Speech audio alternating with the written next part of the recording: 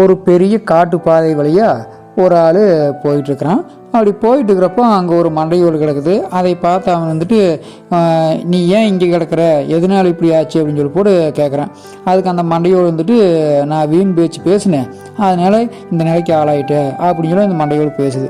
இவனுக்கு ஒரே ஆச்சரியம், என்னடா இது மண்டையோடு பேசுது, வித்தியாசமாக இருக்குது அப்படின்னு சொல்லி போட்டு நேராக ஓடுறான். எங்கே ஓடுறான்னா அந்த நாட்டுடைய ராஜா இருக்கிற இடத்துக்கு போகிறான். அரசவைக்கே போயிட்டான். போய் ராஜா இந்த மாதிரி மண்டையோட ஒன்று பேசுதுங்க, எல்லாம் வாங்க அப்படிங்கிறான். என்னடா வளர்ற அப்படிங்கிறாடி, ஆமாங்க உண்மை அப்படின்னு சொல்லி சொல்கிறேன். எல்லாரும் ஆச்சரியப்பட்டு என்ன பண்ணுறாங்க, அவங்க கூட கிளம்பி நேராக அந்த மண்டையோட இருக்கிற இடத்துக்கு ராஜா முதல் கூட எல்லாம் போயிட்டாங்க. அங்கே போய் நீ உனக்கு என்ன ஆச்சு, ஏன் உனக்கு இந்த நிலைமை எப்படி வந்து சொல்லி போட்டு அவங்க அந்த மண்டையோட கிட்ட இவன் கேட்குறான்.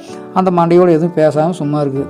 அப்போது இவன் திரும்ப அதே மாதிரி கேட்குறான். அந்த மண்டையோடு எதுவுமே பேசலை. இதனால் ராஜா முதல் கொண்டு எல்லாத்துக்கும் சரியான கோபம் வந்துருச்சு.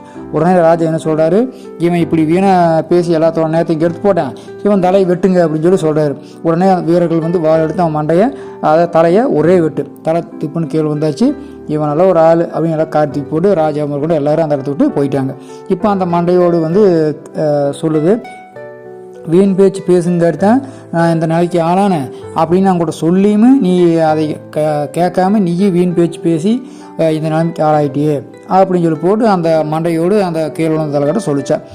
இந்த கதை மூலிமா நம்ம தெரிஞ்சுக்க வேண்டிய விஷயம் என்னென்னா, வீண் பேச்சு பேசினால் அது யாராக இருந்தாலும் அவர்களுடைய வாழ்க்கை வீணாக போய்விடும் அப்படிங்கிறத நல்லா தெரிஞ்சுக்கணும். கதை கேட்ட உள்ளங்களுக்கு மிக்க நன்றி.